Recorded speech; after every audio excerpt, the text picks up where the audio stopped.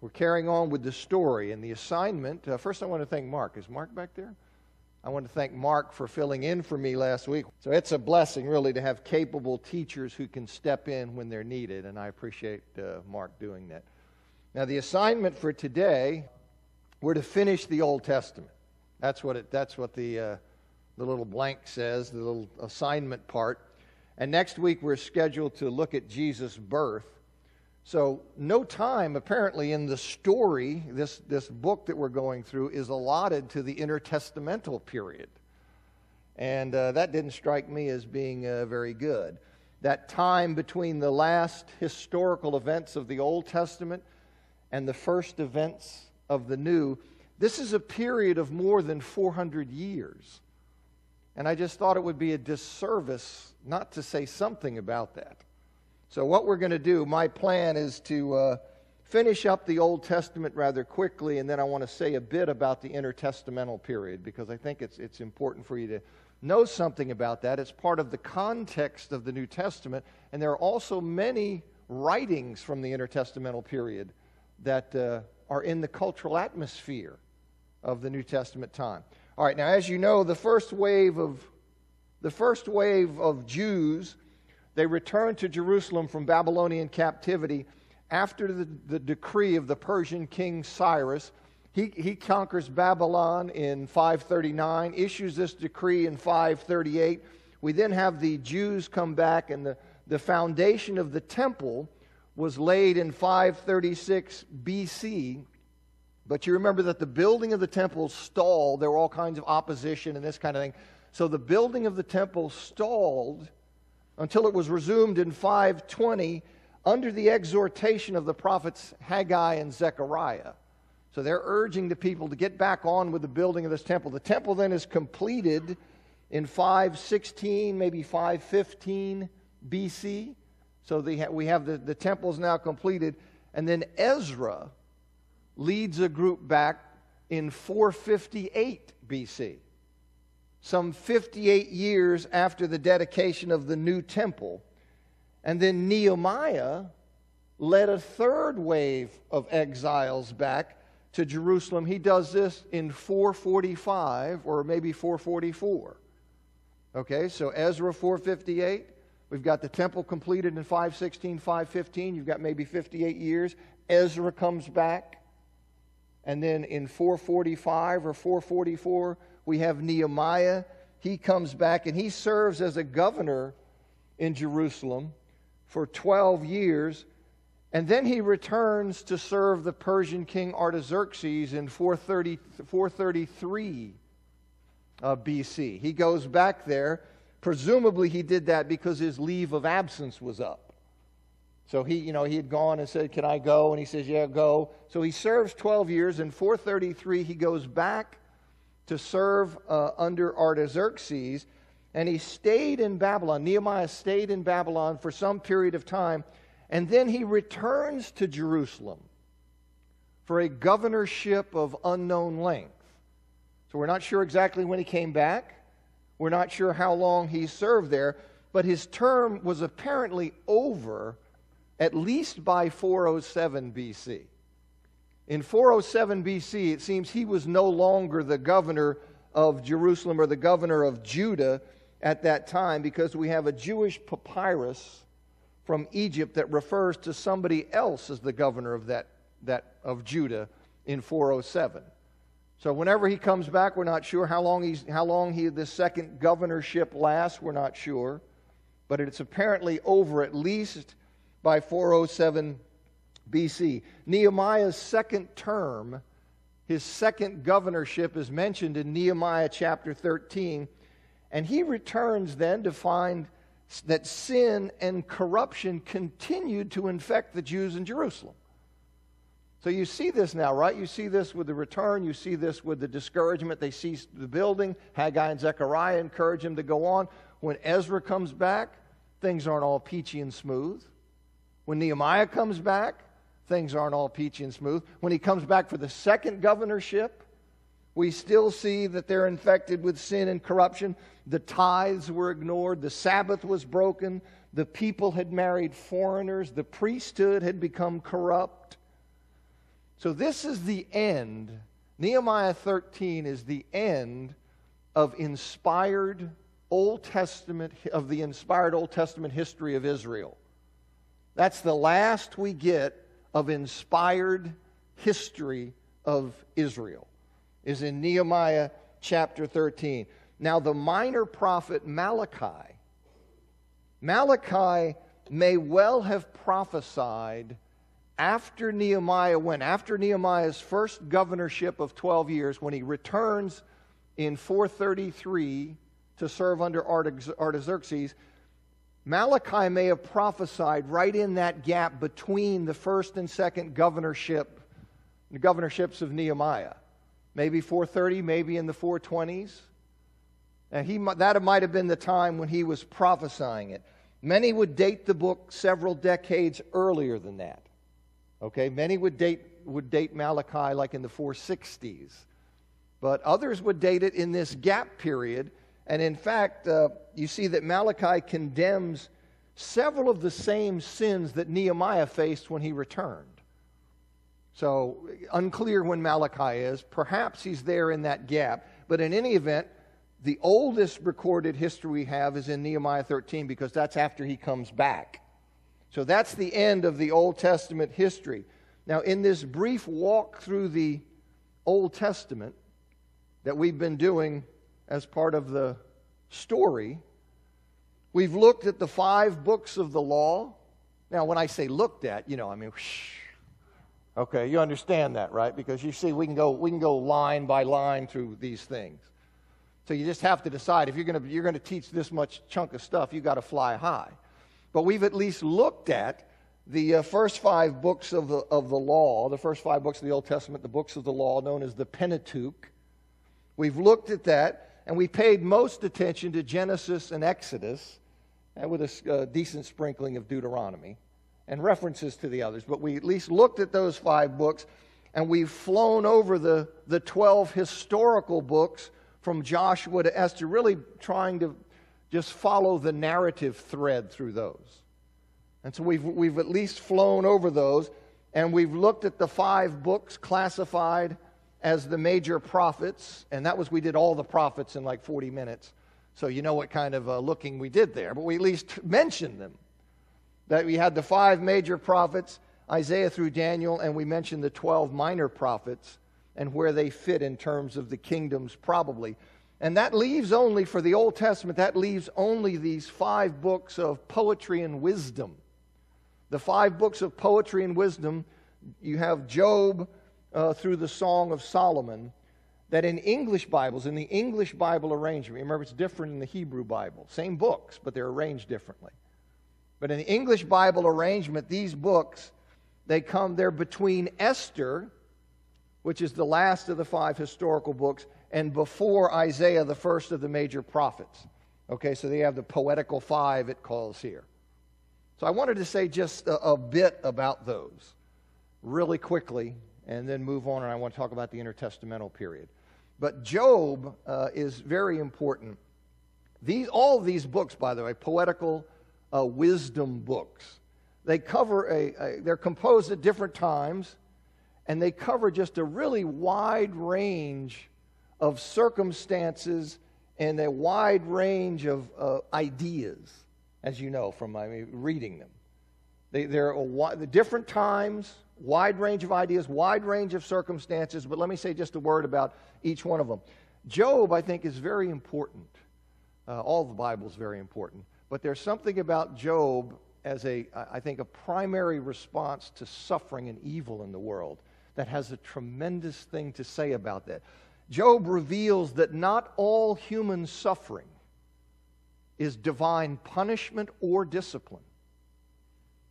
Not all human suffering is divine punishment or discipline. Some such suffering, human suffering, is endured by the righteous for a divine purpose that is beyond our ability to grasp.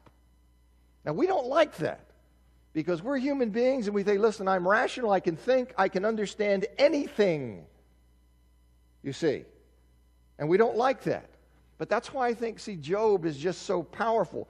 when Job sought to know why he was suffering so horribly, and you know the story. He's suffering horribly. And he sought to know why that was happening when he's no greater sinner than the next man. He understands he's a sinner. But he also understands that he's no greater sinner than anybody else. In fact, we're told at the very beginning that he's righteous. Does that mean sinless? Of course it doesn't mean sinless. But it means that he's somebody who's serious, devout. And so he knows he's not some exceptional sinner who merits some kind of punishment or discipline over everybody else. And yet he's getting smoked. He's getting smoked. And when he asks God, he wants to know. God doesn't tell him why. He wants to know, and God doesn't give him the reason. Rather, he speaks to Job out of the whirlwind, and what does he do? He puts before Job the greatness of his being. He just says, Job, why? If I could get an audience, if I could present my case to you, I could demonstrate, if I could only get a hearing and this and that. And God appears in the whirlwind, and he just presents to Job the greatness of his being. The fact that he created the universe, and he knows everything. He's saying to him, like, where were you when I'm busy hanging stars? I did a pretty good job with that, didn't I? Sand fleas, stars, quasars, what do you want? I did a pretty good job with that. So, Job, you're just going to have to trust me. But I want to know why. I want to be able to say, I understand this. And the answer is God saying, you're just going to have to rest in who I am. You're going to have to rest in the fact that I am God. And you have to trust that. And I think that's just a very important thing. You see, a very important thing. The point is that Job needs to trust God's nature without having an explanation why. See, you and I as readers are allowed to see that there is a rationale. God is doing something. Job's not privy to that. But you and I as readers, we see that God is doing something that Job can't perceive. So from his perspective down here, it's like, I'm just getting the hammer for no reason. There's no rhyme or reason. It's just random. And you and I know, no, that's not true. God is doing something. And see, that's how it is with all suffering.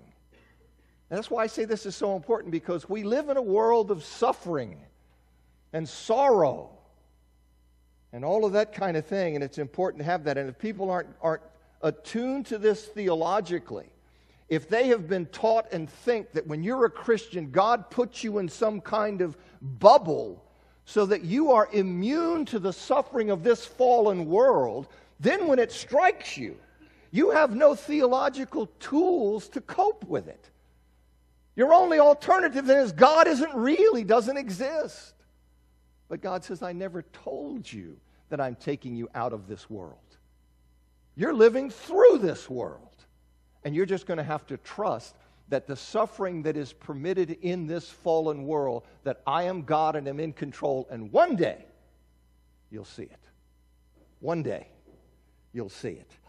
I just think it's important, but it's very difficult to do when you're suffering, but it's the way of faith, and it's an important lesson. I'm going to torment you with something I wrote to try to communicate this to children.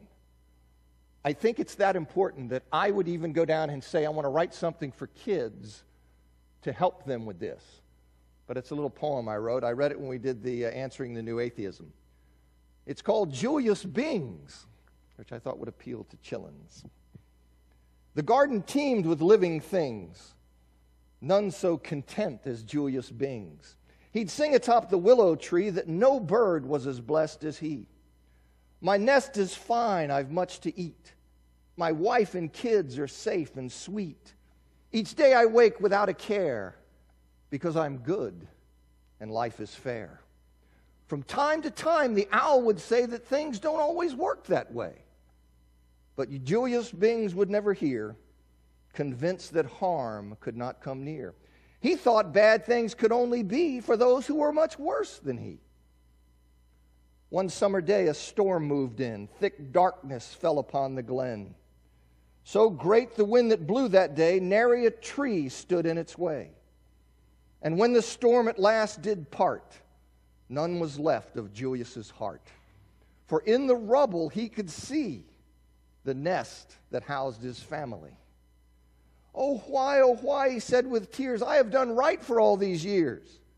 He asked the owl how this could be, who said it was a mystery. The hand that gave the tree a nest, life and family and the rest, he who is the Ancient of Days is far too great to know his ways. A piece is all that we can see. He knows the final tapestry. For now he lets creation bring much heartache through this kind of thing, and suffers with us as we cry, and hear no answer as to why. But all is headed for a goal where suffering will have no role. On that day we'll finally know the reason why so much was so. We trust his love through all the loss, for only love would bear a cross. Julius cried for many a day, but held to what the owl did say. After a time he sang anew, but did so with a deeper view. In pain he learned a lesson dear, that through it all the Lord was near. And I want people to understand that. Okay? I want people to see that. And Job is pivotal for that. And I say that if you don't have some theological structure for this, it's dangerous. Okay? And you see all these people with this health and wealth stuff until cancer strikes their kid. You see, and then to add insult to injury sometimes when cancer strikes somebody else's kid, I say it's because you don't have enough faith. And just rip somebody's heart out. Okay? I think that's not only wrong, I have other words for it, but I'll spare you. Okay. Let's go to Psalms. Now, Psalms is a collection of different kinds of inspired songs, really sung prayers. You know, is what many of the songs are. They're just outpouring of the heart to God. They're by David, by Asaph, by the sons of Korah and others. They are worshipful, God-centered songs that cover the waterfront of human life and emotion. You know, there's nothing dry or sterile here. It covers everything that you and I experience, the circumstances of life, broad. The heart just poured out to God. And you see that in Psalms. And of course, Psalms are very important in the early church, sung in the early church. Now, for me, it's interesting that they were sung without instruments when in the Old Testament they used instruments. That, to me, ought to get somebody thinking, why? Why was that? I have a reason why. But now's not the time to tell you that. Okay? But, all right, now the book of Proverbs, it includes not only the short, pithy statements of popular wisdom that we typically associate with the word proverb, you know, a little short, kind of neat statement. It includes not only that, but it includes also things that we would call parables, and even some extended instructional discourse, all in Proverbs. And what it is, it's divine instruction for skillful living. Proverbs is divine instruction for skillful living, living in God's world. And it reveals principles for navigating life, guidance for the conduct of one's affairs, which lead to blessing, which lead to a good life. You see, don't go chasing somebody else's wife. Don't get drunk. Why is that? No good comes of that.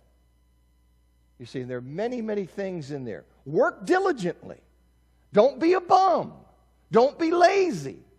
That's just mean. No, that's life. You see, you have to learn to be diligent and to work hard. That's a virtue. That's not, okay, so you see, but all of these things, God in His Spirit is giving instruction for divine living. Ecclesiastes, it explores the true meaning of life. And it reveals that life, you know, people see this differently, okay? My take on Ecclesiastes is that it explores the meaning of life, and it reveals that life cannot be assessed properly, cannot be assessed by mere observation, by looking at things apart from the revelation of God. That if I want to just ignore the revelation of God and try to construct something simply by what I see here, life is ambiguous. And it is easy for that kind of approach to lead to skepticism. You see, I said, it doesn't make any difference. Poor sap labors all his life and does all this stuff and then gets hit by a bus. This guy over here who's dealing crack lives to a ripe old age and's fat. All right, so you sit there and say, okay, well, all right. You see, well, then you have to have, this idea of God speaking to you from outside to set the perspective. See, so I now come over here and I look at the world from God's perspective. And I think this Ecclesiastes is very important for that, see. Otherwise, you can get misled simply. If I would say, no, I just want to base my stuff on observation. I don't want to deal with external divine revelation coming in and telling me, well, you're in trouble. You see, you have to have that perspective set. All right, Song of Solomon celebrates the joy of romantic love in a love poem. And this is something here, one of the places you can see that, the caricature of Christians is they're uptight about sex. Now, if by that you mean that we're uptight about having sex when you're not married, well, we need to be uptight about that because that's immoral. Okay? But no, that's not the caricature. The caricature is that you're uptight about sex in a proper married relationship. Okay, they want to portray you as like, I don't know, I just grew up as, I never saw anybody in the world, and I'm just kind of like a little lonely, lost person who doesn't know anything. Oh, it's a woman. All right, that's a caricature. Now, what is that? See, that is designed to scare people off Christianity. That is a voice from the dark side that is designed to scare people away. I don't want to be that because that's not cool and they have hang-ups. Okay, well, you read the Song of Solomon, you see the joy of romantic love. Okay? And it's everywhere. I mean, you see it other places. So that's something I think is important. Okay, let me talk about the intertestamental period. I don't think we're going to get through this, but there you go. All right. Now, from the time from the events of Nehemiah 13, which you probably put in the 420s BC, to, let's say, 334, 333 BC. Okay, it's 420s down to 333, 334. That's when the Jews, they're continuing to live in Palestine under Persian rule. And that period of time, is very little is known about what is going on in terms of Jewish life during that period of time. After we have the recording of Nehemiah and Nehemiah 13, to what's going on till 334, 333, and even then you don't get that much about life there in Palestine. But something very important happens in 334, 333, and that's when Alexander the Great began to engage the Persian military. He's something. This guy comes out of Greece, Macedonian. He comes out, and by 331, he gained control of the Persian Empire. And so this guy's a serious military guy. He comes over and he comes out and he has gained control, and you see here. He comes out, 331, this battle here, you see here's Palestine in here. And here it is, over here, this victory, he gains control of the Persian Empire. He proceeds east for another 8 years, taking all of this territory. You see? So here we are. Here's, let's see if you can see it, but you've got, this is Mesopotamia here, but he goes way beyond Mesopotamia. But by 331, he's gained control of the Persian Empire, and this led to he conquers all this other territory, and this victory, and this Greek empire that he establishes, that's why the New Testament's written in Greek. You say, well, this is weird. I mean, they're here, and these guys in Palestine, these apostles, they're writing in Greek. That's why. Because when the Greeks took over, their culture then gets exported. And so that's what happens there. Now, this had been revealed by God, by the way, in a vision that was given to Daniel several hundred years earlier. And we looked at this when I taught Daniel, but in Daniel chapter 8, Daniel's given a vision about a decade before the fall of the Babylonian Empire. So the Medes and Persians weren't already the dukes. So about a decade before the fall of the Babylonian Empire, he's given this. He's shown the rise of the Medo-Persian Empire, and then he's shown its defeat by this king who comes out of Greece and charges eastward. Well, that's a charge, isn't it? Coming out in 334, 333, and by 331, you've got the Persian Empire in your pocket. And you keep going east. This ram that comes and charges, Daniel's shown that hundreds of years before in Daniel chapter 8. And following Alexander's death at a young age, he dies very young in 323 BC. And following his death, his kingdom was divided among 4 generals. You've got Ptolemy the First, who gained Egypt, and Seleucus the First, who gets control over Syria and Mesopotamia. There were 2 others there. There's Cassander and Lysimachus. But the 2 that are of most interest is the Ptolemies and the Seleucids. Okay, the ones who control Syria and Mesopotamia, and the ones who control Egypt, because for years they contended for control of Palestine. You see, these generals, when Alexander dies, 4 of his generals rise and have their own little mini empires, and you see they contend for the Ptolemies and the Seleucids vie for control of this little strip here. And this goes on for a long time, and the Ptolemies succeeded in controlling Palestine until 198 BC. Okay, so 323, they're vie for it. They go back and forth in their struggles. All kinds of things and intrigue and all of this kind of thing goes on. But essentially, the Ptolemies are in control of Palestine until 198. And in 198, Palestine falls into the control of the Seleucids. Now, this also had been shown to Daniel. This was shown to Daniel in Daniel chapter 8. See, while the goat in the vision was in its prime in that vision, this goat charges while he's in its prime. Its great horn was broken, and 4 large horns arise in its place. Well, that's these generals. That's these generals. The great horn is the great king who comes out. It's Alexander. And when Alexander dies, 4 kings arise in his place, which are these mini kingdoms of these 4 generals. And the angel Gabriel explains in Daniel chapter 8, 21 and 22, that the goat represents the kingdom of Greece. So we don't have to guess about it. The goat represents the kingdom of Greece as embodied in its king, Alexander. Its great first king, and that the great horn represents the first king, represents Alexander, and the 4 horns arise in place of the great king. They represent 4 kingdoms that arise from that first king's empire. Okay, so I mean, it's right there. But it's centuries before. It's in the mid-6th century. This is happening in the latter part of the 4th century BC. So that's something that's interesting. Daniel 11, verses 5 to 35, and I stop at 35 because I think there's a shift at 36. Some would disagree with that. Many would agree with me on that.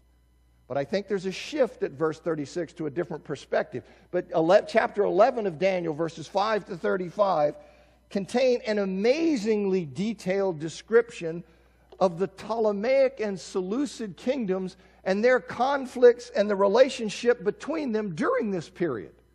And when we went through Daniel, I went through all of those and showed how they track just what's going on between the Seleucids and the Ptolemies during this period of time. An amazingly detailed prophecy that's given. In fact, so detailed that skeptics say it had to have been after the fact. It's just way too detailed and accurate. It had to be somebody after the fact writing about those events and then casting them as having been written before. But you and I know that God can do that, right? I mean, can God not see what's going to occur and reveal it to somebody? Sure he can.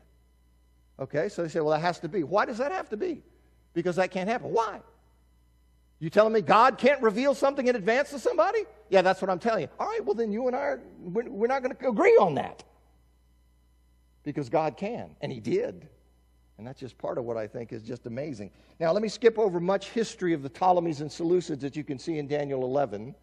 I'm going to skip over much of that history that was revealed from 198. Now, from 198 to 165, let me get down to there. We skip over from 323, we're down to 198 to 165. That's when Palestine's under Seleucid control. And in 175, this is important, a real bad guy, Antiochus IV Epiphanes is his name. He's a Seleucid ruler. The Seleucids get control of Palestine, 198. 175, here comes Antiochus IV Epiphanes, sometimes just called Antiochus Epiphanes, and other things.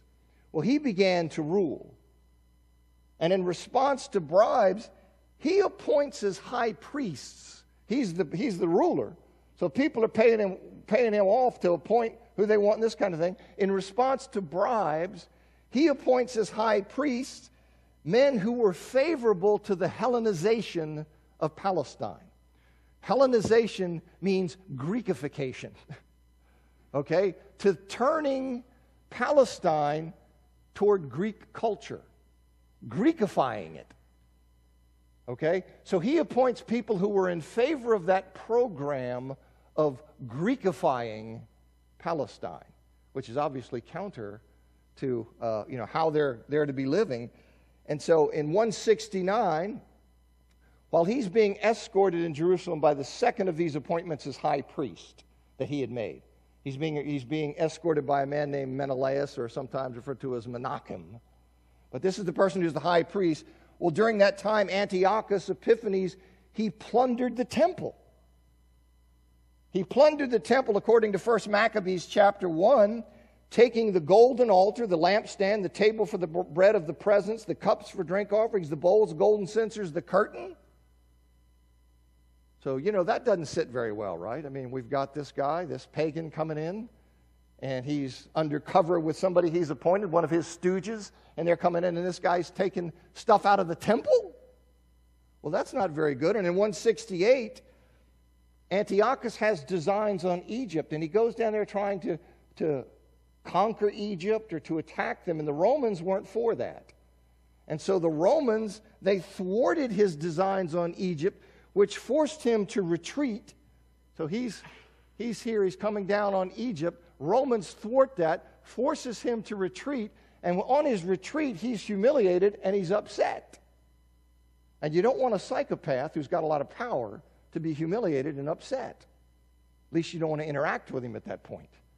But this is what's happening with him. And he comes up and he took very harsh vengeance against Jerusalem for an attempt they had made to unseat his stooge Menelaus.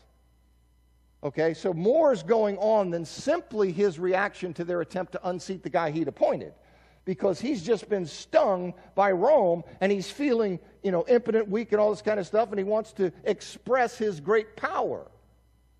So he uses that as an excuse, and he comes in and he takes harsh vengeance on Jerusalem. Now, according to 1 Maccabees is dated during the late 2nd century BC. It's a Jewish writing. It's not inspired, but there are many writings during this intertestamental period that are valuable for history. They're valuable for concepts. You see, because the New Testament comes after that, and all of this is part of the cultural setting. So when you refer to terms and things, they've been shaped by how they've been used.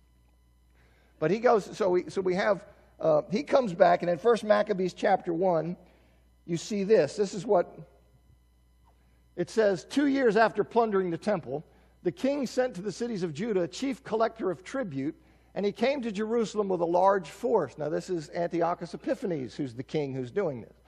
Okay, deceitfully, he spoke peaceable words to them, and they believed him. But he suddenly fell upon the city, dealt it a severe blow, and destroyed many people of Israel. He plundered the city, burned it with fire, tore down its houses and its surrounding walls, and they took captive the women and children and seized the cattle. Then they fortified the city of David with a great strong wall and strong towers, and it became their citadel. So this is what's happening to the Jewish people in the mid part of the 2nd century BC under Antiochus Epiphanes. This is not a great joyful time. And as a footnote, I say much literature arises from this period of time. And it is relevant to your study. For example, in Hebrews chapter 11, verse 32 to 40, it alludes to certain martyrs. And you're looking in the Bible for those people. Well, they're alluding to martyrs from the Maccabean revolt, which I'm going to talk about in a second. Why? It's because they were known. You say, but that's not inspired. Does that mean it's false? Is the history you read today, if it's not inspired, false? No, you see, so this was part of their heritage and their history, so you'll have inspired references sometimes to those kinds of things, and that's an example. Now, Everett Ferguson writes in his book, The Backgrounds of Early Christianity, on this same thing about Epiphanes, after he's been stung by the Romans and comes what he did to the people there in Jerusalem. He says, the walls of Jerusalem were broken down. A new citadel, the Acra, was erected to dominate the temple area, and the garrison was stationed there, converting the city into a military settlement. Menelaus and the Jewish Hellenizers collaborated with the military settlers in modifying the temple service into the worship of the Semitic Lord of Heaven, Baal Shemayim, who was identified with Zeus in the temple. He goes on. According to Jewish sources, Antiochus IV in 168 or 167 issued decrees prohibiting the practice of the Jewish religion. The scriptures were to be destroyed. The Sabbath and festivals were no longer to be observed. The food laws were to be abolished, and circumcision was no longer to be practiced. 1 Maccabees 1, 41 to 64. Moreover, at the end of 168, 167, a smaller altar was erected on the top of the great altar of burnt offering, and as the supreme insult to Judaism, swine were sacrificed on it. You see, this guy's no friend of Judaism, no friend of Yahweh. You see, he's a little nut, but who's demonic. You see, demonically motivated, demonically inspired, hating God, hating the people of God. And this has profound consequences on the people.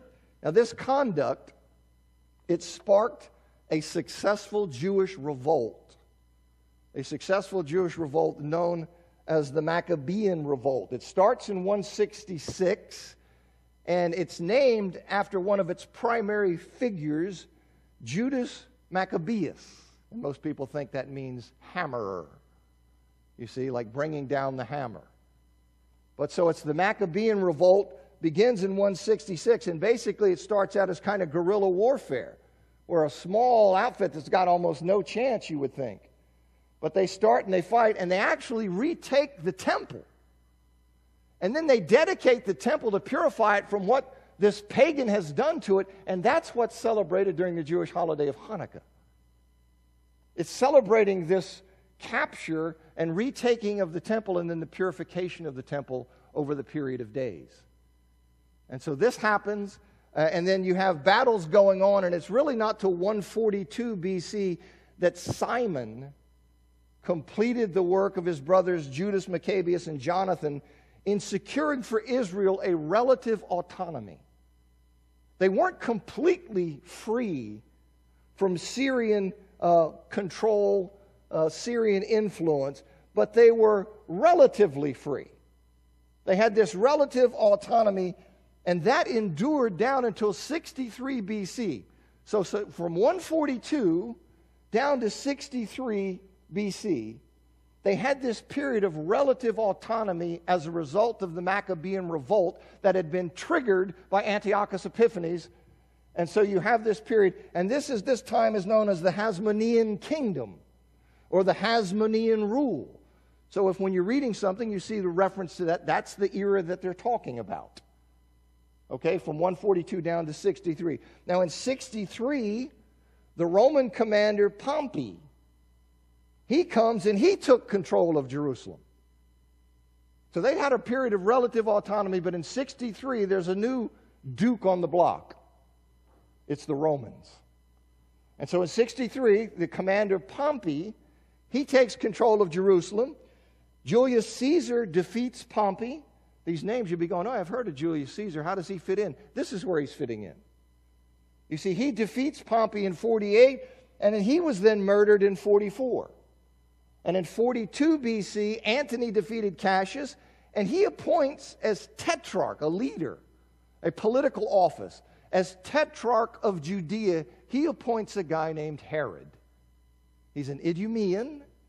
But he appoints Herod as tetrarch of Judea, and around 40 BC, so this is 42, something like that, and 40 BC, during another political uprising in Israel. Israel's always been tumultuous because particularly they don't like foreigners controlling them because they see that they ought to be free and to serve God.